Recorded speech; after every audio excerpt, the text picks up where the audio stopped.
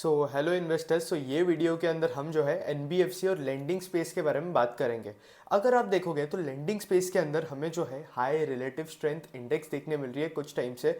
और ये स्पेस जो है बहुत अच्छा परफॉर्म कर रहा है और इसमें बहुत अलग अलग सेगमेंट से अगर आप लेंडिंग स्पेस की बात करोगे तो एक आपका माइक्रो फाइनेंस सेगमेंट आ जाता है, एक आपका सिक्योर्ड लेंडिंग के अंदर आ जाता है, एक आपका अनसिक्योर्ड लेंडिंग हो जाता है, इसके साथ साथ आपका हाउसिंग फाइनेंस वाला सेगमेंट हो जाता है। फिर उसके बाद एक और सेगमेंट आता है जिसे हम बोलते हैं कॉर्पोरेट बैक्ड एनबीएफसीज। तो सारे सेगमेंट्स अलग अलग है और हर एक सेगमेंट के अंदर जो है अलग अलग सिनेरियो चल रहा है। लेकिन ओवरऑल अगर आप देखोगे तो ये एनबीएफसी स्पेस के अंदर जो है कुछ टाइम से स्ट्रेस चल रहा था, बहुत सारा एसेट क्वालिटी से रिलेटेड स्ट्रेस हो रहा था मेन। अब इसमें स्ट्रेस कहाँ से आया? इसमें जो सबसे बड़ा स्ट्रेस जो कि सबसे ज़्यादा आने लगा वो है ओवर लेवरेजिंग का प्रॉब्लम। अब ओवर लेवरेजिंग के अंदर होता क्या है? फॉर एग्जांपल मैं एक कंज्यूमर हूँ, अब मुझे लोन चाहिए। एक कंज्यूमर ने एक ही कंपनी से अलग अलग टाइप के लोन लेकर रखे थे और इसके साथ साथ उसी सेम कंज्यूमर ने बाकी कंपनीज के साथ भी जो है इस टाइप के लोन लेकर रखे थे। मतलब एक इंसान की जितनी ज़्यादा लोन लेने की कैपेसिटी है उससे ज़्यादा तो उसने लोन लेके रखे थे, बस एक ही कंपनी से नहीं, अलग अलग कंपनी से। तो इस सिनेरियो को जो है हम ओवर लेवरेजिंग वाला सिनेरियो बोलते हैं। अब ओवर लेवरेजिंग वाला सिनेरियो जो है बहुत ज़्यादा प्रॉब्लमेटिक रहता है और जब ओवर लेवरेजिंग हो जाता है तब क्या होता है मैं आपको एक बात बताता हूँ। आपकी जो है पे करने की कैपेसिटी नहीं है और ऊपर से अगर आप ओवरऑल इकोनॉमिक लेवल पे देख रहे हो तो अर्बन कंजम्पशन के अंदर जो है स्लो डाउन देखने मिल रहा है। बेक्टर फूड जैसी कंपनीज अगर आप ट्रैक करते हो तो इनका मैनेजमेंट इनके कॉन कॉल के अंदर यही चीज़ हाईलाइट कर रहा है। ब्रिटानिया को देख लो, नेस्ले को देख लो, एफएमसीजी कंपनीज देखो, आपको आइडिया लग जाएगा कि अर्बन इकोनॉमी के अंदर स्लो डाउन अब स्टार्ट हो चुका है। इसके साथ साथ इसके पहले जो है रूरल इकोनॉमी के अंदर जो है थोड़ा बहुत स्लो डाउन चल रहा था। अभी थोड़ी बहुत चीज़ें जो है वहाँ हमें अपटिक देखने मिली है। तो ऑलरेडी इन्होंने ओवर लेवरेजिंग कर कर रखा था। उसके बाद इनकम के अंदर अगर आप देखोगे तो इनकी इनकम मोर और लेस स्टेबल थी या फिर इनकम के अंदर थोड़ा स्लो डाउन हमें देखने मिल गया। तो ये ओवर लेवरेजिंग वाले जो लोन होते ये लोग एनपीए बनना स्टार्ट हो जाते हैं, या अपनी जो इंस्टॉलमेंट्स होती है उनके ऊपर डिफॉल्ट करना स्टार्ट कर देते हैं। और एक बार ये लोग डिफॉल्ट करना स्टार्ट कर दिए तो बैंकिंग सिस्टम के अंदर, आपके लेंडिंग सिस्टम के अंदर ऑटोमेटिकली जो है वो स्ट्रेस बनना स्टार्ट हो जाता है। तो इसलिए अगर आप देखोगे तो माइक्रो फाइनेंस के अंदर जो है सबसे बड़ा प्रॉब्लम हुआ था ये। और ओवरऑल अगर आप देखोगे तो मैक्सिमम माइक्रो फाइनेंस कंपनी जो है इनके स्टॉक जो है 60 60 70 70% से करेक्ट हुए। अगर आप अरमान फाइनेंशियल सर्विसेज को देखोगे तो इसका स्टॉक जो है 2400 2500 के लेवल के आसपास ट्रेड कर रहा था। और जब से ये ओवर लेवरेजिंग वाला सिनेरियो आ चुका है तब से अगर आप देखोगे तो ये स्टॉक जो है 1100 1200 के लेवल के आसपास जो है ट्रेड कर रहा है। इतना ज़्यादा स्ट्रेस आ चुका है इस सिनेरियो के अंदर कि मैनेजमेंट जो है खुद बता रहा है कि यार अब अभी तक तो सिनेरियो अगर आप देखोगे ओवर लेवरेजिंग का तो थोड़ा सा नॉर्मलाइज होने लगा है। लेकिन इसके पहले इतना ज़्यादा स्ट्रेस था कि मैनेजमेंट को ही नहीं पता था कि कौन से क्वार्टर के अंदर रिकवरी आएगी। आज के डेट पे भी अगर आप अरमान फाइनेंशियल का कॉन कॉल जाकर पढ़ोगे तो इसमें मैनेजमेंट ने बताया कि रिकवरी आने के लिए जो है टाइम लग सकता है। अगर आप पहले अरमान फाइनेंशियल को देखोगे तो ये जो है अपना एयूएम ओवर 35% के आसपास ग्रो कर रहे थे। फिर वहाँ से अगर आप देखोगे तो इनकी एयूएम के ग्रोथ के अंदर स्लो डाउन देखने मिला हमें। और आज के डेट पे अगर आप Q3 के अंदर देखोगे तो इनके एयूएम के अंदर ही जो है हमें डीग्रोथ देखने मिल रहा है, क्योंकि इनके जो डिसबर्समेंट होते हैं वो इन्होंने एकदम रिड्यूस कर दिया। और ऑब्वियसली आप जब डिसबर्समेंट रिड्यूस कर दोगे, आप लोन देना ही रिड्यूस कर दोगे, तो एज अ लेंडिंग कंपनी आप ऑब्वियसली ग्रो नहीं कर पाओगे। तो इसलिए इनके ग्रोथ के टर्म्स में जो है हमें प्रॉब्लम देखने मिल रहा है। इसके साथ साथ एनपीएस और जीएनपीएस इनके इंक्रीज होते जा रहे हैं, एसेट क्वालिटी खराब होते जा रही है, जिसके वजह से अगर आप देखोगे तो इनका प्रॉफिट बिफोर टैक्स और प्रॉफिट आफ्टर टैक्स के अंदर 50 65% की जो है हमें डिग्रोथ देखने मिल रही है, जिसके वजह से इनका आरओई और आरओए दोनों हिट ले रहा है। और कोई भी फाइनेंशियल बिजनेस के अंदर आरओए और आरओई जो है बहुत इंपॉर्टेंट पैरामीटर होता है। अगर आपको फाइनेंशियल बिजनेस के बारे में कुछ भी समझ नहीं आ रहा है तो आप सिंपली उसका जाकर आरओई ट्रैक करो, आपको उस फाइनेंशियल बिजनेस के बारे में आधी से ज़्यादा चीज़ें के बारे में आइडिया लग जाएगा। अगर आरओई जो है अपवर्ड डायरेक्शन के अंदर है, मतलब फाइनेंशियल बिजनेस जो है अच्छा कर रहा है, उसके अंदर चीज़ें जो है वो ठीक चल रही है, तो सारे आपकी जो माइक्रो फाइनेंस लेंडर्स है उनके आरओई के अंदर ही जो है हमें फॉल देखने मिला है। इसके साथ साथ अगर आप अरमान को देखोगे तो इनका मैक्सिमम लेंडिंग जो है वो माइक्रो फाइनेंस वाले डिवीजन के अंदर होता है। तो ये इनको जो है और भी बड़ा इशू हो गया आपका ओवर लेवरेजिंग का। और फिर इसके बाद अगर आप देखोगे तो ये लोग जो है एमएसएमई लोन्स भी प्रोवाइड करते हैं, जहाँ पे भी जीएनपी और एनएनपीए वगैरह इंक्रीज हो गए। इसके साथ साथ लोन अगेंस्ट प्रॉपर्टी वगैरह में भी जो है, जो कि आपका सिक्योर टाइप ऑफ लेंडिंग में आता है, वहाँ पे भी थोड़ा बहुत जो है हमें स्ट्रेस देखने मिल रहा है। इसके साथ साथ जब आपके सिस्टम के अंदर ओवर लेवरेजिंग होता है, सिस्टम के अंदर जो लिक्विडिटी है वो रिड्यूस हो जाती है, क्योंकि आप as a bank, as a NBFC, as a lending company आप लिक्विडिटी रिड्यूस कर देते हो, डिसबर्समेंट रिड्यूस कर देते हो, और ऑब्वियसली जो लिक्विड कैश जो कि सिस्टम के अंदर फ्लो हो रहा था वो रिड्यूस रिड्यूस हो जाता है। और ऊपर से सबसे बड़ा प्रॉब्लम बॉस वो आरबीआई, कुछ भी हुआ कि आरबीआई जो है सुपरवाइज करने आ जाता है, और ऑब्वियसली ऐसे सिचुएशन के अंदर सुपरविजन नेसेसरी है, नहीं तो कंपनी तो बस लॉसेस ही जनरेट करते जाएंगे। और अगर आप देखोगे तो आधे से ज़्यादा लोगों का जो है लॉस होने लगेगा, इंडिया का बैंकिंग सिस्टम जो है वो खराब हो जाएगा अगर आरबीआई रेगुलेट नहीं करेगा तो। बट कई कई केसेस में आरबीआई इतना ज़्यादा रेगुलेट कर देता है कि ये सारी आपकी जो लेंडिंग स्पेस के अंदर जो कंपनीज है इनको ग्रो करने के लिए ही प्रॉब्लम होना स्टार्ट हो जाता है। तो अब ये कंपनी जो है इतना ज़्यादा हिट ले चुकी है, बी इट आपका अरमान फाइनेंशियल हो गया, मनी बॉक्स फाइनेंस हो गया, तो ये कंपनी से इतना रॉक बॉटम हिट ले चुकी है कि अभी यहाँ से जो है हमें high RSI relative strength index हमें देखने मिल रहा है। इन कंपनीज के अंदर हाई बाइंग होनी जो है वो स्टार्ट हो चुकी है। आपका माइक्रो फाइनेंस स्पेस के अंदर अगर आप देखोगे तो मनी बॉक्स का मैनेजमेंट, अब मनी बॉक्स जो है आपका वही जो एमएसएमई टाइप लेंडर है जो आपके फार्मर्स हो गए, इसके साथ साथ फार्मर्स के अलावा जो आपके दुकान वगैरह चलाते हैं, अगर आप विलेजेस वगैरह के अंदर देखोगे तो उन्हें लेंड करता है। मेनली ये लोग जो है अपना बिजनेस लोन्स वगैरह जो है वो प्रोवाइड करते हैं। अब मनी बॉक्स ने भी जो है पहले बहुत ऑप्टिमिस्टिक गाइडेंस दे दिया था कि ये लोग जो है इनकी लोन बुक का जो ग्रोथ है वो 2.7x करेंगे, ये करेंगे, वो करेंगे। लेकिन इसके बाद अगर आप देखोगे तो Q4 FY24 के बाद से जो है इनके पास प्रॉब्लम आनी स्टार्ट हो गई, और आज अगर आप Q4 FY25 के अंदर देखोगे तो सिचुएशन जो है एकदम से ही चेंज हो चुकी है। तो यहाँ पे भी जो है प्रॉब्लम देखने मिल रहा है, और जो गाइडेंस इन्होंने बोला था वो ये लोग अचीव नहीं कर पाएंगे मुझे तो लगता है। और इसके साथ साथ इनके एयूएम के अंदर भी जो है बिल्कुल अच्छी खासी ग्रोथ नहीं आ रही है। इनफैक्ट इनका एयूएम अगर आप देखोगे तो 50% पे ही ग्रो कर रहा है, इतना छोटा एयूएम होने के बाद भी, जो कि एक्चुअली आपकी एक्सपेक्टेशन होनी चाहिए इस टाइप के एयूएम से 100-200% की ग्रोथ की, जो कि हमें अभी इस सिनेरियो के अंदर जो है बिल्कुल देखने नहीं मिलेगा। और ये लोग जो है पहले अनसिक्योर्ड लेंडिंग के अंदर थे, अभी ये लोग सिक्योर्ड लेंडिंग भी जो है इनका धीरे धीरे इंक्रीज करते जा रहे हैं। तो ये कंपनी की पॉजिटिव बात है आगे जाकर, जिसके वजह से अगर आप देखोगे तो ये लोग सिक्योर्ड लेंडिंग इंक्रीज करेंगे तो इनका क्रेडिट कॉस्ट वगैरह भी जो है हमें उसके अंदर फॉल देखने मिलेगा। क्रेडिट कॉस्ट भी जो है एक इंपॉर्टेंट पैरामीटर होता है। जब क्रेडिट कॉस्ट रिड्यूस होता रहता है तब आप समझ सकते हो कि ये कोई भी फाइनेंशियल के लिए जो है पॉजिटिव बात है, और जब क्रेडिट कॉस्ट इंक्रीज हो रहा है तो ये जो है बहुत ज़्यादा नेगेटिव बात है। तो अरमान फाइनेंशियल का मैनेजमेंट अगर आप देखोगे तो क्रेडिट कॉस्ट इंक्रीज होने की बात कर रहा है, और मनी फाइनेंशियल का क्रेडिट कॉस्ट रिड्यूस हो रहा है आपका मनी बॉक्स का। रीजन बिंग कि ये लोग सिक्योर्ड लेंडिंग के अंदर जा रहे हैं, तो आपका जो कॉस्ट ऑफ बोरोइंग है वो रिड्यूस हो जाता है इसकी वजह से। अब इसके बाद बात करें तो कुछ ऐसे प्लेयर्स हैं, अब एमएफआई स्पेस की तो हमने बात कर ही ली। अब एमएफआई स्पेस के अंदर एक और कंपनी आती है जिसका नाम है मुथूट फाइनेंस। अब मुथूट फाइनेंस को देखोगे तो ये जो है आपका MFI I am sorry Muthoot तो आपका गोल्ड लोन के अंदर आता है। अगर आप मन्नपुरम फाइनेंस को देखोगे तो मन्नपुरम फाइनेंस जो है आपका ये वाले माइक्रो फाइनेंस सेगमेंट के अंदर आता है। अब मन्नपुरम फाइनेंस का अगर आप देखोगे तो इनके भी जो है दो सेगमेंट्स है, एक जो है आपका वही माइक्रो फाइनेंस वाला सेगमेंट, और दूसरा जो है आपका गोल्ड लोन वाला सेगमेंट। अब प्रॉब्लम क्या हो गया है कि माइक्रो फाइनेंस वाले सेगमेंट से जो है इस कंपनी को बहुत ज़्यादा प्रॉब्लम देखने मिल रहा है, लेकिन फिर भी अगर आप देख रहे हो तो ये कंपनी जो है अच्छा खासा रिलेटिव स्ट्रेंथ दिखा रही है, और इसके प्राइस के अंदर जो है हमें अच्छा खासा फिर से जो है रिकवरी देखने मिला है। अब रीज़न क्या है कि ये स्टॉक जो है अच्छा परफॉर्म कर रहा है? रीज़न ये है कि इनके कंपनी के अंदर जो है गोल्ड लोन्स वाला सेगमेंट है।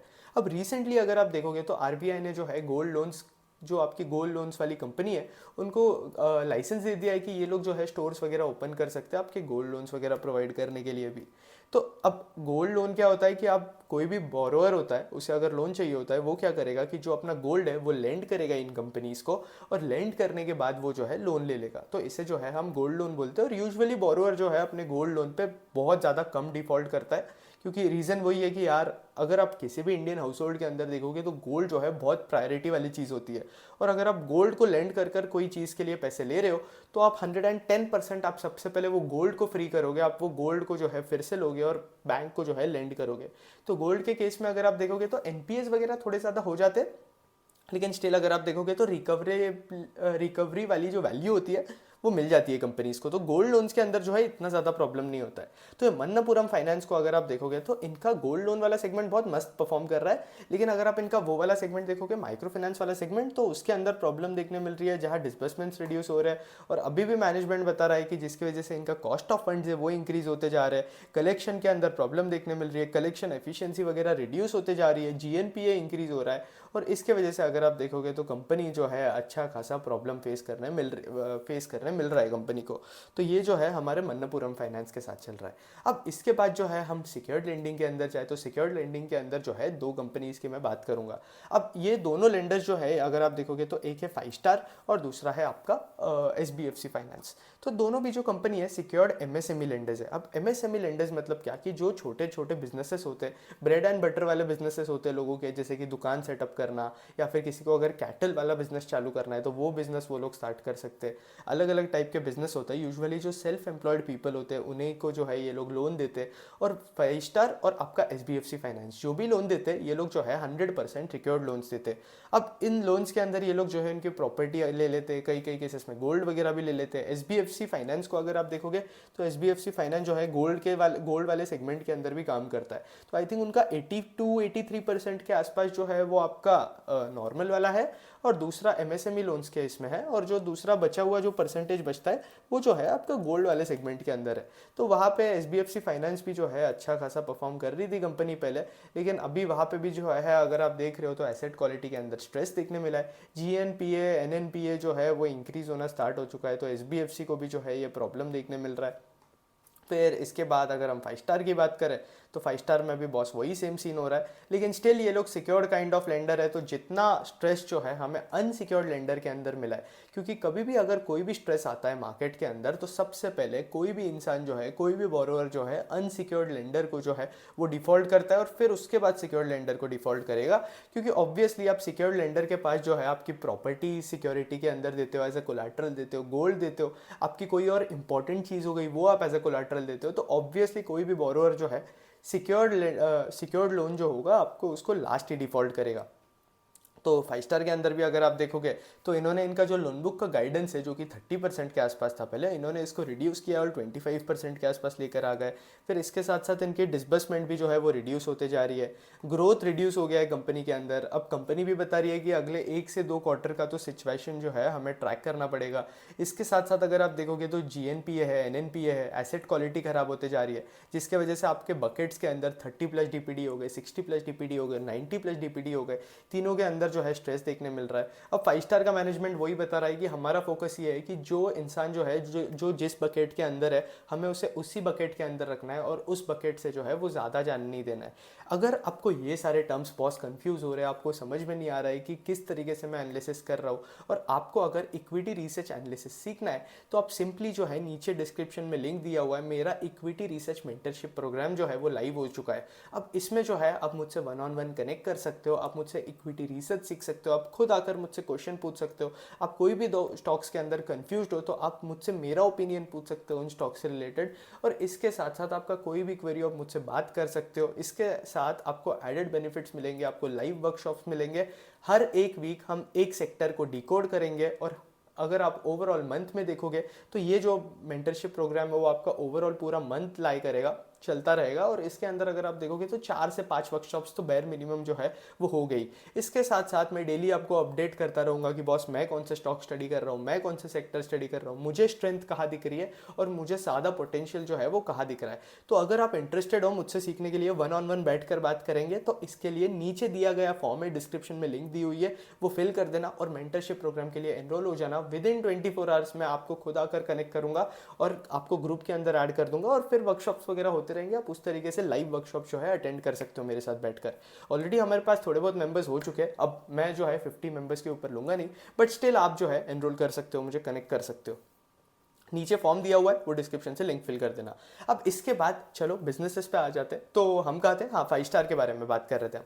5 स्टार के केस में वही SBFC फाइनेंस भी जो है इसका भी सेम 5 स्टार जैसा सीन है, और यहाँ पे भी जो है एसेट क्वालिटी वगैरह थोड़ी ख़राब होने लगी है, स्ट्रेस हमें देखने मिल रहा है एसेट क्वालिटी के अंदर, जो कि बुरी बात है बॉस। तो ये मुझे प्रॉब्लम देखने मिल रहा है। अभी ये कंपनी के भी मैनेजमेंट यही बता रहे हैं कि अगले 1 से 2 क्वार्टर रुक जाओ, हो सकता है कि प्रॉब्लम जो है अगले 1-2 क्वार्टर बाद सॉल्व हो जाए। लेकिन अभी क्रेडिट कॉस्ट का अगर 5 स्टार और इनका सीन बताऊँ मैं SBFC का, तो क्रेडिट कॉस्ट पहले से थोड़ा इंक्रीज हो चुका है, लेकिन मुझे नहीं लगता है कि यहाँ से क्रेडिट कॉस्ट इंक्रीज होगा और ज़्यादा, और मैनेजमेंट भी यही बता रहा है कि इनका क्रेडिट कॉस्ट जो है वो यहाँ से इंक्रीज नहीं होगा। इसके साथ इसके बाद अगर हम बात करें तो वो जो है हाउसिंग फाइनेंस स्पेस। अब हाउसिंग फाइनेंस स्पेस के अंदर जो है करंटली सबसे ज़्यादा रिलेटिव स्ट्रेंथ जो है हमें देखने मिल रही है। अब इसमें जो है हम हाउसिंग फाइनेंस कंपनीज के बारे में एकदम ब्रीफ में बात करेंगे, लेकिन अगर आपको प्रॉपर एनालिसिस देखना है हाउसिंग फाइनेंस स्पेस का तो मैंने उसके ऊपर जो है ऑलरेडी एक वीडियो कवर किया हुआ है चैनल पे अभी रिसेंटली, वो जाकर चेकआउट कर लेना। तो हाउसिंग फाइनेंस स्पेस के अंदर क्या चल रहा है, यहाँ पे जो है ग्रोथ बड़ी अच्छी आ रही है। अगर आप हाउसिंग फाइनेंस कंपनीज को देखोगे तो बजाज हाउसिंग फाइनेंस जैसी इतने बड़ी लोन बुक वाली कंपनी भी गाइड कर रही है कि हम जो है 25-26% के आसपास ग्रो करेंगे, और बेयर मिनिमम तो 20-22% के आसपास का जो है ग्रोथ गाइडेंस सारी आपकी कंपनी जो है वो दे ही रही है।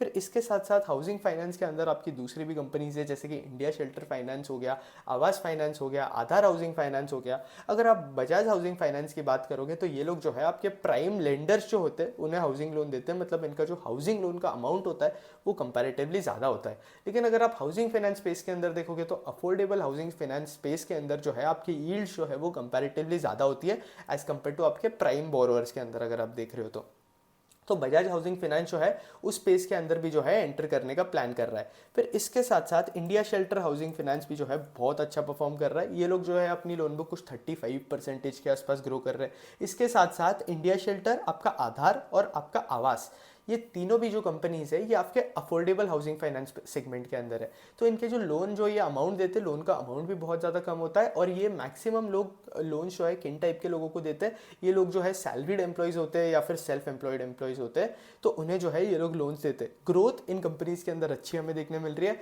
आवास की बात करें तो 20-25% की ग्रोथ हमें देखने मिल रही है। आधार की बात करें, आई थिंक आवास ने गाइडेंस दिया है 20% के आसपास का, और आधार को अगर आप देखोगे तो आधार ने भी वही 20-25% के आसपास का जो है गाइडेंस दिया हुआ है, और पूरी इंडस्ट्री ही जो है 22 टू आपका 24% के आसपास जो है पूरी इंडस्ट्री ही ग्रो कर रही है। तो हाउसिंग फाइनेंस स्पेस के अंदर जो है टेलविंड्स बहुत ज़्यादा है।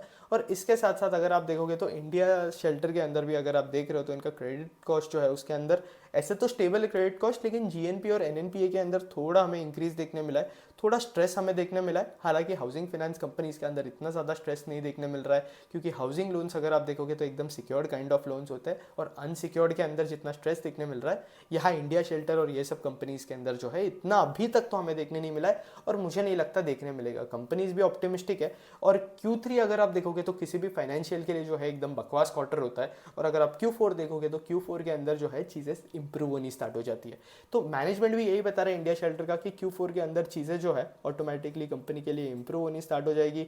और गाइडेंस कंपनी के मैनेजमेंट ने रिड्यूस नहीं किया है, 35% का लोन बुक का गाइडेंस जो है अभी भी दिया हुआ है, और इसके साथ साथ इनके मार्जिन्स वगैरह भी जो है वो रिड्यूस नहीं हो रहे, क्योंकि हाउसिंग फाइनेंस स्पेस के अंदर अगर आप देखोगे तो बाकी प्लेयर्स भी एंटर कर रहे हैं, बड़े बड़े प्लेयर्स। अगर आप देख रहे हो तो बजाज फाइनेंस भी जो है एंटर कर रहा है, Bajaj housing finance, Bajaj finance भी एंटर कर रहा है हाउसिंग फाइनेंस के अंदर, बड़े बड़े बैंक्स भी एंटर कर रहे हैं। अब कंपटीशन इंक्रीज होते जा रहा है, जिसके वजह से अगर आप देख रहे हो तो हाउसिंग फाइनेंस कंपनी जो है जो इंटरेस्ट रेट पे लोन देती थी उन्हें वो इंटरेस्ट रेट जो है वो रिड्यूस करना पड़ेगा। यही जो है आपके गोल्ड वाले स्पेस के अंदर भी चल रहा है। मन्नापुरम और मुथूट फाइनेंस भी जो है यही चीज़ को लेकर चिल्ला रहे हैं। अगर आप देखोगे तो वो लोग भी यही बता रहे हैं कि यार कॉम्पिटिशन इंक्रीज हो रहा है, जिसके वजह से हमें जो है हमारी यील्ड्स रिड्यूस करनी पड़ेगी, हमारा इंटरेस्ट रेट जो कि हम चार्ज करते हैं वो रिड्यूस करना पड़ेगा।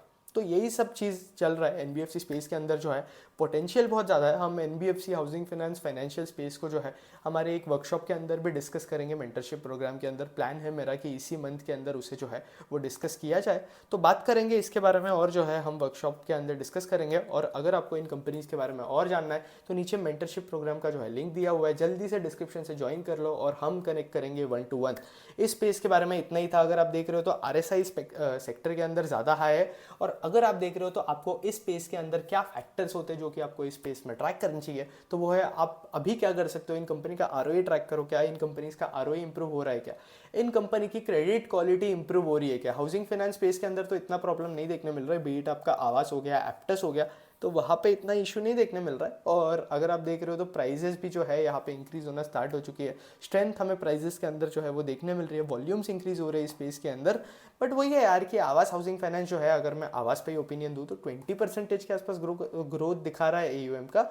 गाइडेंस देकर रखा है इन्होंने, तो इतना इंटरेस्टिंग नहीं लग रहा है, एवरेज एवरेज सी कंपनी है। मतलब हाउसिंग फाइनेंस के अंदर अगर आप देखोगे तो बाकी और भी बेटर प्लेयर्स है जो कि बेटर परफॉर्म कर रहे हैं। तो इनकी एसेट क्वालिटी ट्रैक करो, क्रेडिट कॉस्ट ट्रैक करो, देखो कि यार क्रेडिट कॉस्ट यहाँ से इंक्रीज नहीं हो रहा है क्या, इनकी लोन बुक की ग्रोथ ट्रैक करो और कलेक्शन एफिशिएंसी ट्रैक करते रहो। क्योंकि अभी करंट ये वाले इन्वायरमेंट के अंदर आपको देखना चाहिए कि किसी भी कंपनी की जो कलेक्शन एफिशिएंसी है वो रिड्यूस नहीं हो रही है क्या। तो ये सारे फैक्टर्स ट्रैक करते रहो। एनबीएफसी स्पेस के अंदर स्ट्रेंथ बहुत ज़्यादा है। अगले वीडियो के अंदर हम जो है कॉर्पोरेट बैक्ड एनबीएफसी कवर करेंगे, उसके अंदर पे रिलेटिव स्ट्रेंथ इंडेक्स जो है अगर आप देख रहे हो तो रिलेटिव स्ट्रेंथ बहुत ज़्यादा है, उनका आरएसआई भी जो है बहुत ज़्यादा हो चुका है और अच्छा खासा हमें स्ट्रेंथ वहाँ देखने मिल रहा है। तो जैसे कि आपकी कंपनीज हो गई, बजाज फाइनेंस हो गया, चोलामंडलम हो गया, बाकी कंपनीज को जो है हम अगले वीडियो के अंदर कवर करेंगे। होपफुली आपको ये वीडियो जो है पसंद आया होगा। वीडियो पसंद आए तो लाइक कर देना, कंटेंट अच्छा लगा तो चैनल सब्सक्राइब कर देना, और इसके साथ साथ मुझसे कनेक्ट करना है तो नीचे जो है मेंटरशिप प्रोग्राम की लिंक दी हुई है, आप जो है ज्वाइन कर सकते हो। That's it, thank you for watching.